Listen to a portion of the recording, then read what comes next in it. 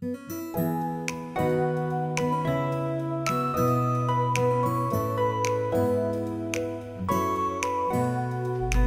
be with you. I'm Brother Jet. I'm Mark. I'm Fernan and this is Usapang Tinapay.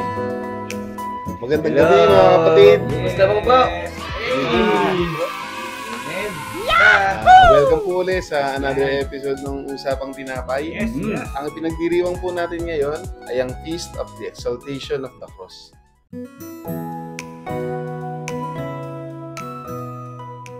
Okay, so simulan na kagad natin yung ating first reading na babasahin ni Brother Fernan. Ang unang pagbasa. Pagbasa mula sa aklat ng mga bilang. Noong mga araw na iyon, nainip ang mga tao sa pasikot-sikot na paglalakbay. Nagreklamo sila kay Moises. Inialis mo ba kami sa Ehipto para patayin sa ilang na ito?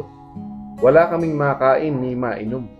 Sawa na kami sa walang kwentang pagkain ito. Dahil dito, sila'y pinadala ng Panginoon ng makamandag na ahas at sino mang matoka nito ay mamamatay. Kaya lumapit sila kay Moises. Sinabi nila, nagkasala kami sa Panginoon at sa iyo. Idalangin mo sa kanyang paalisin ang mga ahas na ito. Dumalangin nga si Moises at ganito ang sagot sa kanya ng Panginoon. Gumawa ka ng isang ahas na tanso. Ilagay mo iyon sa dulo ng isang tikin at sino mang matuklaw ng ahas na tumingin doon ay hindi mamamatay. Gayon nga ang ginawa ni Moises. Mula noon, lahat ng matuklaw ng ahas, ngunit tumingin sa ahas na tanso, ay hindi namamatay. Ang salita ng Diyos.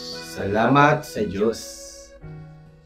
Okay, so ayun. So nabasa na ni Brother Fernan yung unang pagbasa.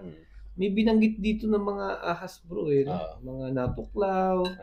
Bro, ano ba yung mensahe na nakuha mo dyan sa unang pagbasa natin? So, habang binabasa natin yung first reading,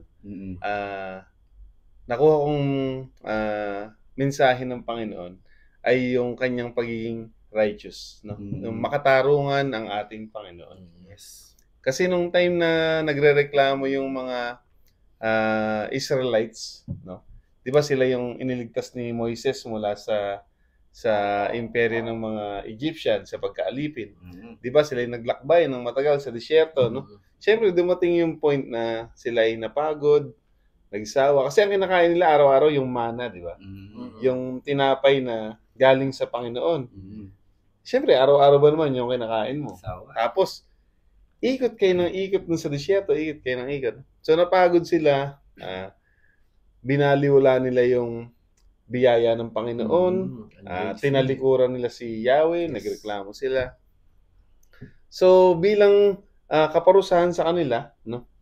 Bilang tugon ng Panginoon sa kanilang pagtalikod, pinadalan sila ng ahas, no? Na mga makamandag. Well, syempre natakot yung mga tao, kaya nagpatulong sila kay Moises. Ngayon, syempre si Moises nagdasal siya kay Yahweh. May pinagawa si Yahweh kay Moises. So kaya na-display dito yung pagiging makatarungan ng ating Panginoon.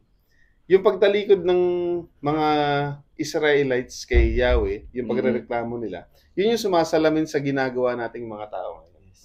Na tayo, kapag nagsasawa na tayo sa hirap, nagsasawa na tayo sa paulit-ulit na nangyayari sa atin, kahit anong gawin nating pagtsatsaga, paglalakbay sa buhay, parang wala tayong nararating, di ba? Parang we are just going through the motions, nagiging circular lang yung buhay natin. Dumadating nga yung time na napapagod tayo, umaayaw tayo. Yes.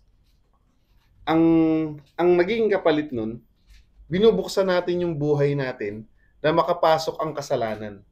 Yun yung sinisimbolize nung makamandag na ahas. Na pag tayo natuklaw ng kasalanan, ikamamatay natin to. So dahil alam natin yan, natatakot tayo, nagdadasal ngayon tayo sa Panginoon, kay Yahweh. So anong ginawa ni Yahweh? Nagpadala siya na magliligtas sa atin. Kaya siya ay makatarungan.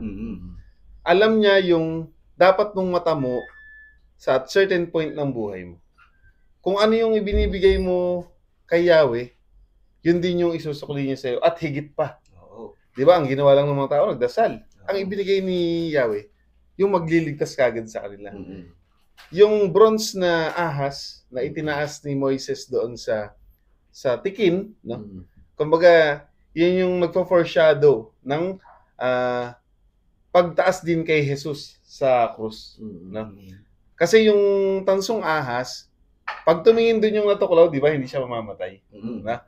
So, yung kamatayan na winelcome ng tao sa buhay niya dahil siya ay tumalikod sa Panginoon, nagbigay ang Panginoon ng solusyon para hindi ka mamatay.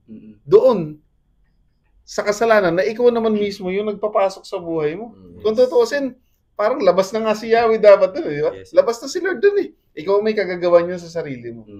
Pero dahil nga makatarungan ng ating Panginoon, kapag ikaw ay lumapit sa Kanya, humingi ka ng tulong, ilalapat niya yung hustisya na nababagay sa iyo. Amen. Ibibigay niya sa iyo kung ano yung kinakailangan mo at higit pa. Yes. So, lagi po nating aalalahanin na kung ano man yung pinagdadaanan nating hirap, ano man yung pagsubok na hindi natin malampasan sa ngayon, lagi nating aalalahanin na makatarungan ng ating Panginoon. Amen.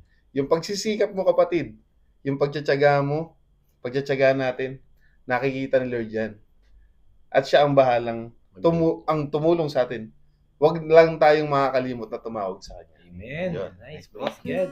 Yes, thank you, bro.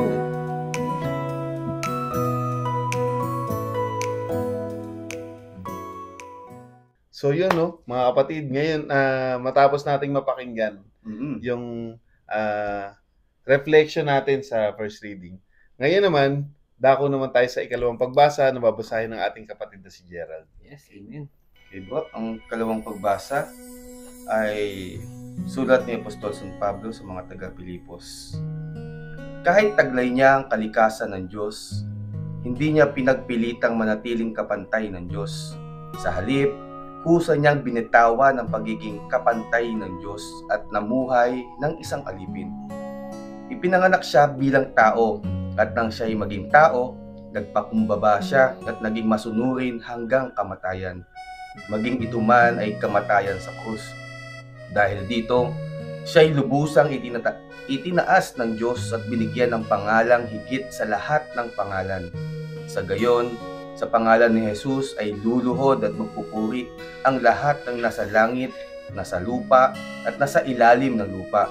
At ang lahat ng magpapahayag na si Jesucristo ay Panginoon sa ikalaluwalhati ng Diyos Ama. Ang salita ng Diyos. Salamat sa Diyos.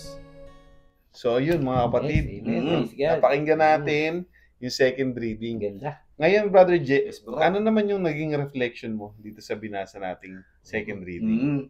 Mga kapatid, sa akin pag dinilay dito sa second reading na ito, ay pinapakita dito yung dalawang katangian ni Jesus. So yung una, yung pagiging mapagkumbaba ni Jesus. So dito sa nabasa ko, hinubad ni Jesus dito yung pagka-Diyos niya. Kasi nasabi dito, no, so binitawan niya yung pagiging Diyos niya. So pinanganak si Jesus dito na bilang tao. Naging alipin din dito si Jesus at nagpakasakit sa krus hanggang siya yung namatay. So kitang-kita yung pagpapakumbaba ni Jesus bilang tao sa lahat. So hindi niya sinabi sa kanila na ako ang Diyos na kailangan yung sambahin. So kailangan muna, may patunay muna siyempre yung mga tao para makuha din yung pananampalataya ng mga tao. Kaya naging humble si Jesus.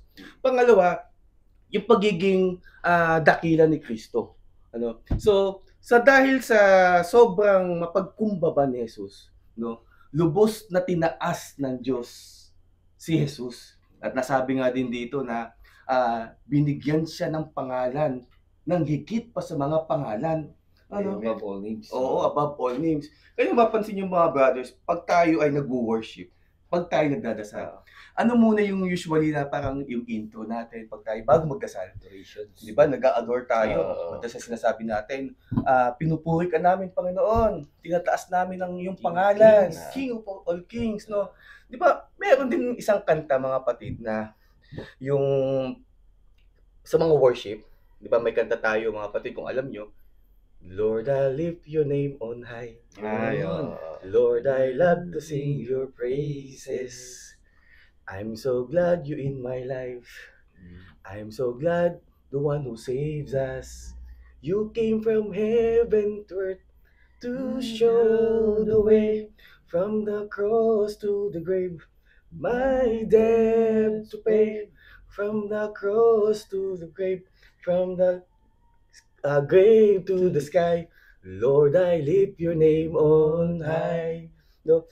Minsan ginagawa nating kanta yung pag-a-adore. So kaya sinasabi natin yung lahat ng parangal papuri sa Kanya.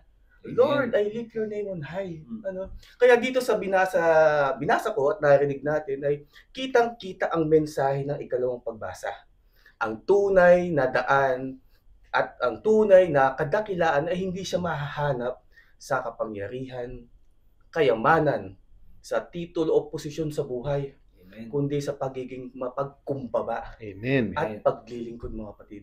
Kasi ang tunay na gantimpala o reward ay wala sa tao, kundi ang gantimpala ay nasa Diyos na nagbibigay ng buhay na walang hanggan. Amen. Kaya nasabi nga din dito sa binasa ko kanina, no, na ang lahat daw ay luluhod, no, at dadakilain ang pangalan ni Jesucristo, sasambitin ng dila, no, kahit kaninong dila, kahit kaninong tuhod, luluhod at paparangalan si Jesus. Amen. Amen. Ay. Amen. Ayan. Napakanta tayo doon.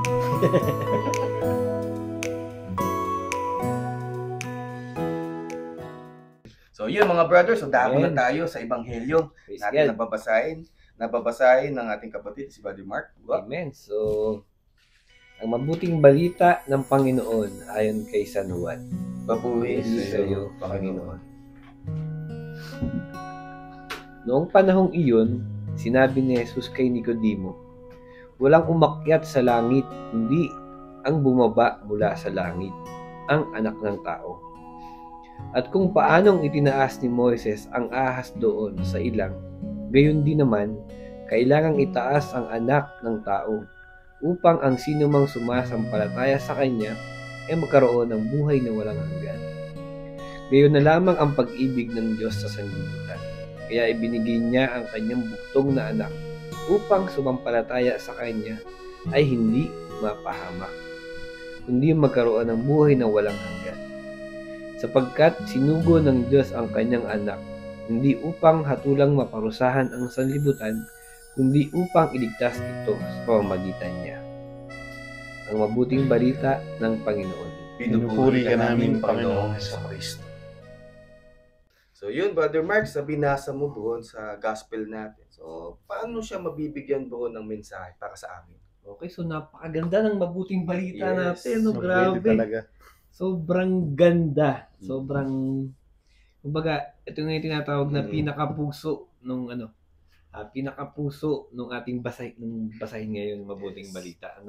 So, ulitin ko lang yung napakagandang verse dito na talaga namang alam nating lahat, no? Sabi dito, gayon na lamang ang pag-ibig ng Diyos sa sanlibutan. Kaya ibinigay niya ang kanyang buktong na anak upang ang sumampalataya sa kanya ay hindi mapahamak, kundi magkaroon ng buhay na walang hanggan. Amen. Grabe, no? Kasi sinasabi nga dito, pinapakita dito yung pagmamahal ng Panginoon, no? Sinong ama ang magsasakripisyo ng kanyang anak para maligtas ang mga makasasalanan. No? At iyon ay tinupad nung mapako sa krus ang ating Panginoon. No? Yung krus na yon ang sumisimbolo. Dati kasi ang pag pinapako, yung may mga kasalanan, mga pinaparusahan, mga magnanakaw, etc., mga kasalanan. Ibig sabihin, nakakahiya yan, makasalanan yan, madumi yan. No? Ganun yung perception eh. Pero, nung si Jesus Christ, yung ipinako sa krus, naging iba yung image ng krus. Naging image siya ng pagmamahal, pag-asa, buhay na walang hanggan, pag-ibig, kapatawaran, lahat ng kayang ibigay ng Panginoon dahil sa sobrang pagmamahal niya sa atin, ay makikita natin pag tiningnan natin yung krus na yun. No? So, napakaganda nito kasi nire-remind tayo ng Panginoon na tunay at wagas, dakila ang pagmamahal niya sa atin. Amen. Kasi, yun nga, buhay ng anak niya ang itinaya. Nag-iisang anak niya para sa ating lahat, para sa kasalanan. isang taong sobrang dakila, malinis, mapagmahal, punong-puno ng pagmamahal, mamamatay para lamang sa kasalanan nating lahat. No? Wala naman siyang ginawang kasalanan talaga. No? Pero dahil nga sa sobrang pagmamahal niya sa ating lahat, para maligtas tayo sa kasalanan, binigay niya yun. No? Pero ang maganda dun, kasi nabuhay muli no? Yun yung maganda dun. No? Yung pagkakabuhay na yun pa yung lalong nagpatibay sa ating pananampalataya sa ating Panginoon. Na yung pagmamahal na yun yung naging proof, no? Yung yung mga sakit na naranasan niya sa krus at yung pag-akyat niya na lalo nagpatunay ng si Jesus Christ ay ang ating Panginoon. Amen. Na sobrang nung binabasa ko nga ito kanina, sabi ko, grabe yung pagmamahal ng Panginoon sa atin. Kasi tayo bilang tao, hindi natin kayang gawin yun. Hindi natin kayang ibigay yung mga mahal natin sa buhay. Kahit tayo napakahirap gawin na sige, ako na lang kunin niyo, wag lang yung kaibigan ko. Kasi marami tayong kino-consider. May pamilya tayo, no? Marami pa tayong pangarap, no? Pero ang ating Panginoon, hindi, mahal ko kayo, kaya bibigay ko tong anak ko para sa inyong lahat, para maligtas kayo. Kasi ayaw kong maging makasalanan na lang kayo habang buhay at mapunta kayo sa impyerno lahat. At lagi tayo binibigyan ng chance ng Panginoon na magbago. Na laging may pag-asang magbago na hindi pwedeng puro kasalanan na lang. Na hindi puro galit, puro greed, puro katakawan ang mangyari sa buhay natin. No? Binibigyan tayo ng chance sa Panginoon na pag tumingin tayo sa krus, may-remind tayo na may nagmamahal sa akin kahit gano'n ako, kahit sobrang makasalanan ako, may tatanggap sa akin basta mag-repent ako at manampalataya sa Panginoon. Amen. Yun. Sobrang powerful ng cross, kaya dapat lagi natin siyang tingnan para ma-remind tayo ng tunay at dakilang pagmamahal ng ating Panginoon. Amen. Thank you. Let's go.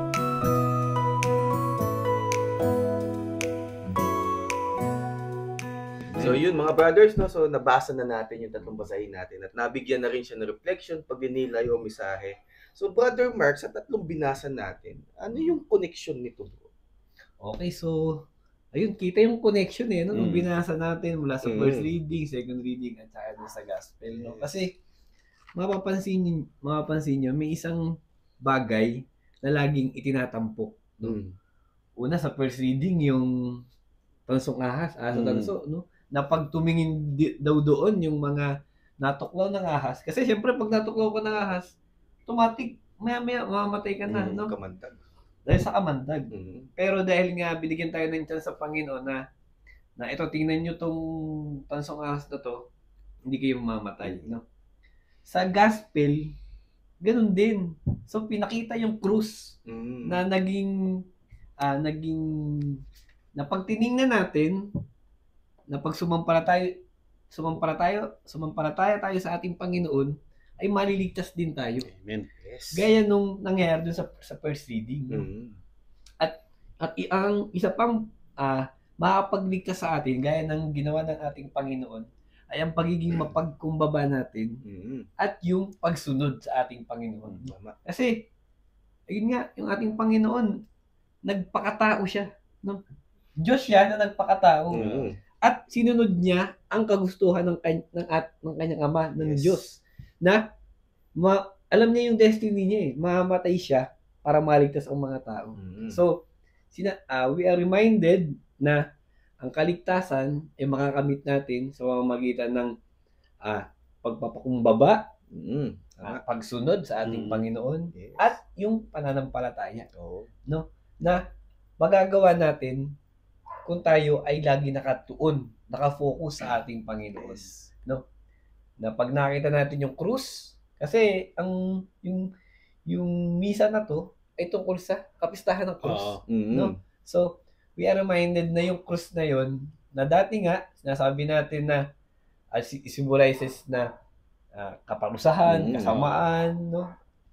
Pero ngayon, ang krus na yon, kabaliktaran na yung ibig sabihin. Na ang krus na yon ay pagmamahal, pagtanggap, pagpapatawad, buhay na walang hanggan mula sa ating Panginoon. Amen. Yun, so, napaka-importante ng cross. So, pag may nakikita tayong cross, isipin natin na tayo ay mahal ng Panginoon. Kasi ginawa niya yan para maligtas tayong lahat. Kasi dati, ay may cross.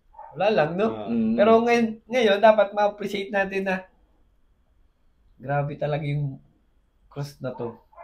Mahal na mahal ako ng Panginoon kasi nangyari to sa kanya at pinayagan niyang mangyari to sa kanya. Tama. Para matupad yung kaligtasan nating lahat at makapagbagong buhay tayo. Kaya eto ngayon, naranasan natin yung pagmamahal niya. No, so, tingnan natin yung Panginoon, mag-focus at hayaan nating baguhin tayo ng Panginoon para sa kaligtasan nating lahat. Amen. Amen. Thank you, bro.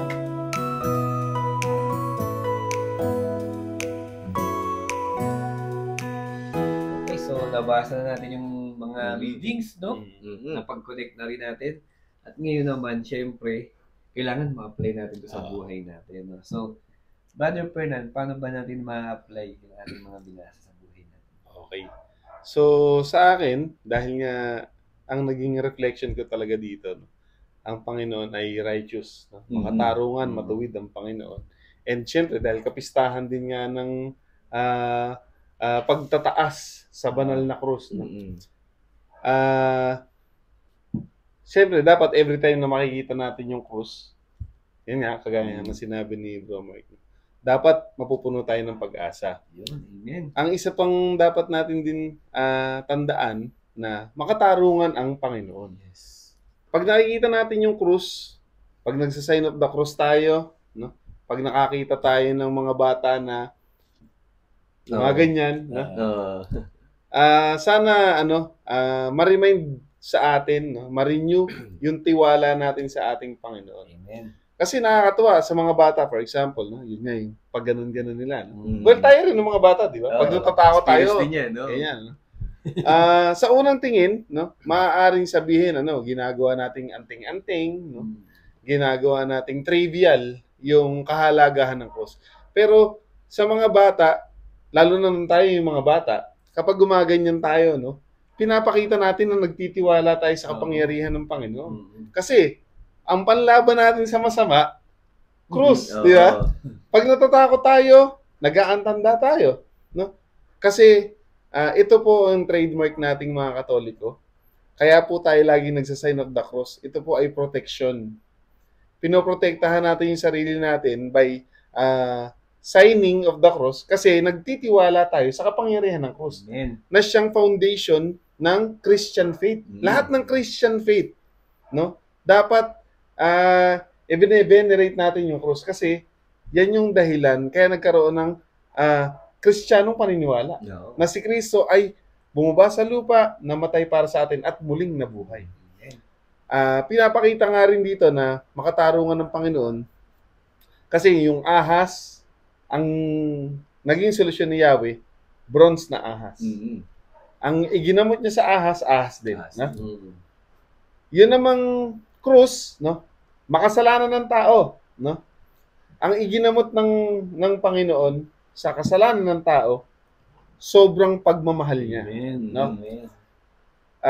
Sariwain natin ng konti nung mga moment na si Jesus Christ ay nakapako sa krus. Yung kanyang tagiliran ng sulain ng sibat. Umagos yung kanyang dugo and then tubig. Pinapakita nun, inialay lahat ni Jesus nang meron siya. Nung maubos yung dugo niya, tubig naman. No? Ibinigay niya lahat. Noong nakadipa siya sa krus, para yakapin tayo. Yakapin tayong mga makasalanan. Hinila pa yung kanyang isang balikat. Dinislocate pa. Balik. Ibig sabihin talagang walang itinira si Jesus Christ. Ibinigay niya lahat. And more. No? Hindi lang yung physical niya. Talagang itinodo niya. No? Yung mga paa niya ipinako. No? Dalawa. Magkapatong na ganyan. Para sa akin, ang dating no, hindi siya aalis doon hanggat nandoon tayo. Kasama natin siya. Ibinigay niya lahat para sa atin. Yes. Amen. kung hindi makatarungan ng Panginoon sa ating pananaw, kasi tao tayong mag-isip. Pero para sa Diyos, ang kanyang pagpapakita ng pagiging makatarungan, ng pagpapakita niya ng pagiging righteous, ibibigay niya lahat para sa mga tao dahil sa tingin niya, it is worth it. No? Para sa kanya, makatarungan yung ginagawa niya. Kaya tayo, na meron tayong standards ng pagiging righteous, no? Pag tumingin tayo sa krus, maaalala natin ay hindi ito ang sukatan ng Panginoon. So dapat hindi ito ang maging sukatan ko, no? Hindi ko pa ibinibigay lahat eh. Si Lord binigay niya sa akin lahat. Lahat. Inialay niya lahat. Hindi naman ako karapat-dapat. Bakit hindi ko to isusukli sa aking kapwa? No? Hindi mo pa ginagawa lahat eh. No? Eh ikaw kasi tayo iniisip kasi natin. Eh ginawa ko na nga to para sa iyo, ikaw wala ka pang ginagawa para sa akin eh. Parang lugi naman ako, 'di ba? Well, syempre, Unconditional. tao tayo eh, no? Tao lang. Oo. Pero sabi nga no, kailangan baguhin na natin yung pananaw na gano'n. Ito na nga yung krus na ipinapapasan ni Lord sa atin. Pasanin natin yung krus na to, sumunod tayo sa Kanya. Amen. So, lahat ng dala ng krus na yon, lahat ng sinisimbolize nun, kailangan, kapag pasan mo, kailangan aagos na sa katawan mo. May incorporate mo na sa pagkatao mo yun. Kasi kapag hindi mo yun pinractice, hindi mo yun matututunan. No? So, tandaan po natin na every time na feeling righteous tayo, nagkakamali tayo. No? Ang sukatan natin ay hindi sukatan ng Panginoon. Ang lagi natin tingnan, ano ba yung inialay ng Panginoon dun sa krus na yun? Na naisip niya na ito ay tama lamang na gawin. Habang tayo ay nagdi-discern kung ano ba yung dapat natin gawin sa kapwa natin. Yun lang po. Nice, bro. So yun naman, no? Narinig niyo na po yung naging application ko. Brother Jack, ikaw, paano mo naman ito may apply sa iyong buhay? Bro. Doon sa natutunan ko, bro, sa mga binasa natin, tatlong bagay. Una, yung pagiging mapagkumbaba. Pangalawa, yung sa paglilingkod. At yung pangatlo, yung kung paano dakilain ang Panginoong Hesus. Alam niyo, bro, yung naatinan kong seminar nitong mga nagdaang linggo, yan, kasama namin sila, bro, Mark, kasama kayo, bro, ay sobrang dami ko natutunan doon. Pero yung isang video na pinalabas doon, nag-struck sa akin, bro. Nagpalabas ng video doon, Passion of Christ. Ang sabi ni Jesus doon, nung nilapitan siya ni Mama Mary, ang sabi ni Jesus ay, I make all things new. Sabi ni Jesus. So, kasi, di ba ang alam natin, at yung mga unang panahon, ang krus, ang katumbas niyan, kamatayan. Pero ngayon, yung krus na pasan-pasan natin, kabaliktaran ng kamatayan yan, buhay na walang hanggan. Yan. So, dito sa mga binasa natin, ay ma-apply ko to sa aking buhay, sa mga mahal ko sa buhay, especially sa pamilya, yung pagiging mapagkumbaba. Talagang kailangan natin gamitin to eh, no? At saka especially, yung dapat nire-recognize mo na maigi si Jesus ang krus niya sa lahat ng bagay. Hindi yung ang sarili mo yung itinataas. Amen. Dapat ang tinataas natin, dinadakila natin, ay si Jesus. Amen. No, hindi natin dapat idakilain kung ano yung meron tayo ngayon. Amen. Kapangyarihan, kayamanan, o titulo sa buhay, posisyon sa buhay. Lahat naman ng yan ay galing sa ating Panginoon. Amen. So dapat ang gino-glorify natin ay ang Panginoong Jesus natin. Yes. Yung krus niya. Kasi ang buhay natin ay limitado. Pero yung grasya at ang pagpapala ni Kristo is unlimited. Amen. Nasa atin na lang kung tatanggapin natin ang grasya ng ating Panginoon, ang pagpapala ng ating Panginoon, kung paano natin siya gagamitin sa mabuti at tamang paraan, mga kapatid. No? Kaya mga kapatid, sinasabi dito, kailangan natin magkaroon ng kababaang loob sa lahat ng bagay, lalong-lalo na sa paglilingkod. So kailangan din nating sumunod sa ating Panginoon hanggang kamatayan. Yan. Amen. Kasi itong si Jesus, ang ating Panginoong Jesus, nagpakababa na maigi talaga siya, naging alipin, nagpakasakit sa krus hanggang namatay, Sinunod niya lang ang ating Ama para sa ating lahat, tayong mga tao, binigay ng Diyos Ama ang kanyang anak para siya ang titignan natin, isang halimbawa na dapat tularan natin ang ating Panginoong Jesucristo kung ano yung ginawa niya. Kaya mga kapatid, mga katinapay, so ang pagsunod kay Kristo tulad ng sinasabi namin nung nakaraan ay sobrang hirap. Kailangan natin sumunod sa ating Panginoon hanggang kamatayan. Kasi ang Diyos na ang bahala sa atin . At ang sabi ko kanina, ang tunay na gantimpala wala dito sa lupa. Ang tunay na gantimpala ando doon sa langit. Amen. Kaya lahat ng mga binibigay sa atin ng Panginoon, dapat pasalamatan natin siya. Dapat nga sa tuwing dasal natin, mas marami yung pasasalamat kaysa sa kahilingan. Dapat talagang mahama. Hindi yung pengi noon. Dapat yung pasasalamat. Kasi kung magdadasal tayo, ako na-experience ko mga kapatid, pag nagdadasal tayo, sobrang dami ko talaga pinagpapasalamat. Hindi sa sarili ko. Pinapasalamatan ko, ganda ng asawa ko. Uy! Perfect. Pinagpapasalamat ang bait ng asawa ko. Wala akong bell dito Amen. Oo, sobrang ginagalang ako ng asawa ko. Yun. Hindi mahigpit ang asawa ko. Amen. Lahat, pati sa mga kapatid ko, salamat Lord kasi Generous. ang kapatid ko ay may bagong opportunity sa buhay. Amen. Tulad ng isa kong kapatid, mag-abroad na, magsisiman. Magkukus na siya. Ganun din sa mga kapatid ko, sa mga pamangkin ko, sa mga in-laws ko, kayo. Amen. Pinagpapasalamat ko. Lord, salamat sa mga bagong kaibigan, bagong kapatid ko na kasama ko sa pananampalataya. Amen. Kaya sa lahat ng prayer dapat magpasalamat tayo ng buong puso. Yes. Amen. Amen. Nice. So yun, Brother Mark, para sa iyo bro, paano naman siya maaabutan sa buhay mo? Okay, so cruise, focus, Ibig sabihin, kahit ano man yung pinagdadaanan natin, problema, sabay-sabay yan sabay-sabay or sunod-sunod, Hindi naman yan nauubos Sabi nga, habang nabubuhay tayo, hindi talaga mawawala yung problema, So, habang nangyayari yun, habang pinagdadaanan natin yun, anong gagawin natin? So, tingin tayo sa krus. Tingin tayo sa ating Panginoon. Pag-ibayuhin natin yung pananampalataya at pagtitiwala sa Kanya.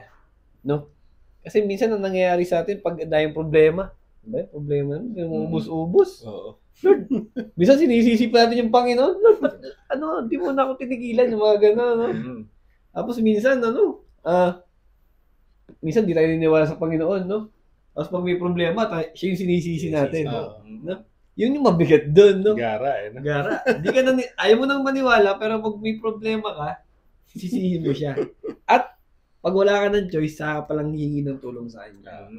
So, napaka-importante na simula pa lang, kilalanin mo na siya. Mapalapit ka sa kanya, magkaroon ka ng magandang relasyon sa kanya, tinatawag na natin personal relationship, Para pag merong dumaan or may pinagdadaanan ka na, alam mo kung kanino ka titingin. Alam mo kung saan ka magfo-focus. Sa krus na nagsasabi na, anak, mahal kita. At yung pagmamahal ko na yun, walang makakatumbas doon. At yung pinagdadaanan mo na yan, kasama mo ako dyan. Hindi ka nag-iisa. Tutulungan kita at mas palalakasin pa kita. Amen. Yes. So, focus sa ating Panginoon. At syempre, ayun, experience mo yung pagmamahal. Huwag mong sarilinin yung pagmamahal na yun. Ibahagi mo siya. So, sabi nga, nung retreat natin, pag pupunta tayo, pag may mga kasalamuha tayo mga kapatid natin, dapat may naka-ready kang patunay na ang Diyos ay mapagmahal sa'yo. Kailangan may naka-ready kang kwento na magpapatunay na ganito ako kamahal ng aking Panginoon. At ikaw, mahal na mahal ka din niya. Oo. No? At subukan mong lumapit sa kanya, kilalanin siya, may experience mo, yun na experience natin. Yes. No? So, be ready for some stories kasi napakabuti ng Panginoon. Yan. Hindi Amen. pwedeng walang ginawang mabuting Oo. Panginoon sa'yo. Tama. Hindi ko lang kung paano i-explain, pero napakadaming magandang ginawa ang Panginoon sa'yo na dapat mong ipagpasalamat. Amen. Dapat ka maging grateful na kahit pa gaano ka simple yan, gaano ka bongga yan, ang importante, pinakita ng Panginoon na mahal ka niya. Amen. No? So, at yun, hindi lang dapat kilala mo siya. No? Hindi lang dapat, ay oo, alam ko may Panginoon. Oo. Dapat, malapit ka sa Kanya. No? Dapat, ituturing mo siyang malapit sa iyo, kaibigan mo siya, ama mo siya, tatay mo siya. At kailangan, hindi lang dapat alam mo, dapat isinasabuhay mo din. No? Kasi, minsan, ang tatalino natin, no? Oh, ang dami ko alam sa Bible. Alam ko lahat ng words. Alam ko lahat ng mga characters dyan. Alam ko lahat ng stories dyan. Pero ang lagi kasing tanong, nakikita ba yun sa buhay natin? Na nagagawa ba natin yung inuutos ng ating Panginoon? No? Naisasabuhay ba natin yung bawat salita niya? Minsan, sige, may alam ka, parang okay din na may konti kang alam pero naisasabuhay mo. Kesa ang dami mga alam, pero lagi ka naman nakasimangot, hindi ka makausap, no? Hindi ka ma-approach. Kasi parang ang laging nagiging perception sa iyo, impression sa iyo.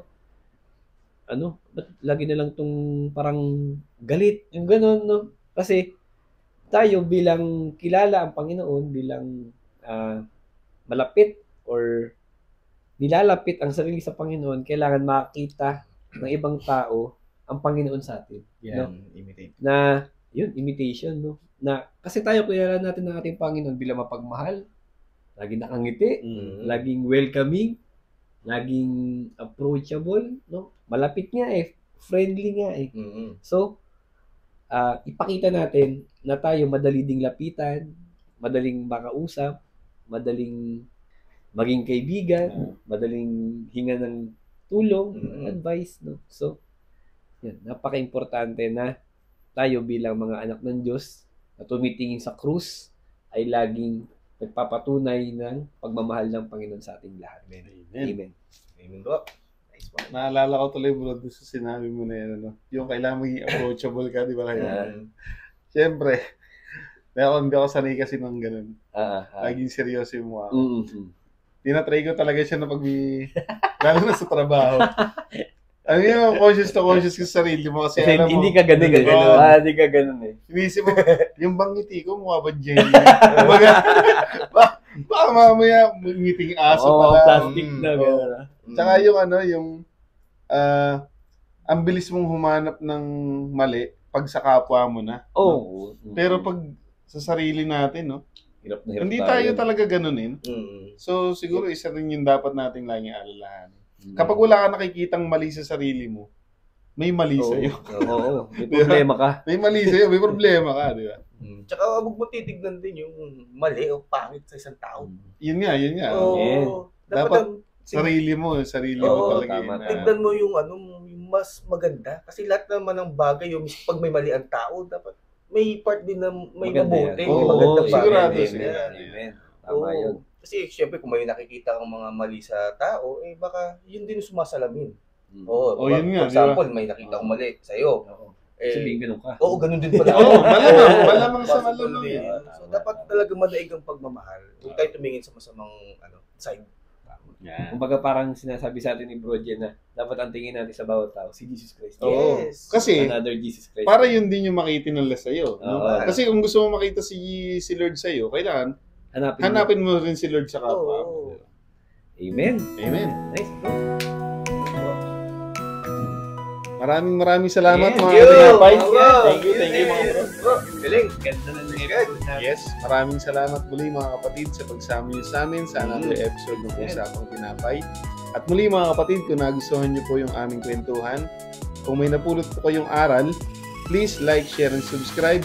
Kung sa ganun, matulungan niyo po kami na maikalat ang mabuting balita ng ating Panginoon. So yun mga kapatid, so gusto ko lang i-shout out yung mga ating mga kaibigan, yung mga ating nanonood so via YouTube platform. So shout out kina Brother Neil, ayan, kay Sister Irish, at kay Brother Abet. Yan, so thank you. So comment na lang po kayo dyan. So yun mga kapatid. So meron po diyang comment section. So pwede po kayo dyan mag-comment. Shoutout din mo yung mga, shoutout namin yung mga names nyo.